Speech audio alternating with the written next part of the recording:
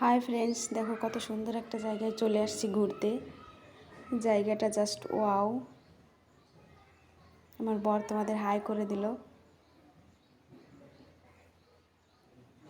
সত্যি এত সুন্দর জায়গাটা, কি বলবো আর। খুব সুন্দর লাগছে, খুব খুব। আমার তো খুবই ভালো লাগে এই জায়গাটা। আর গিয়েছিলাম একদম সন্ধ্যা টাইমে, আরও বেশি ভালো লাগছিল। তো দেখো এখন আমি নিচে নামছি, ওই জলের পাড়ে যাব। দেখো আমার বর চলে গিয়েছে, আমিও নিচে চলে আসলাম। অনেক সুন্দর ছিল জায়গাটা।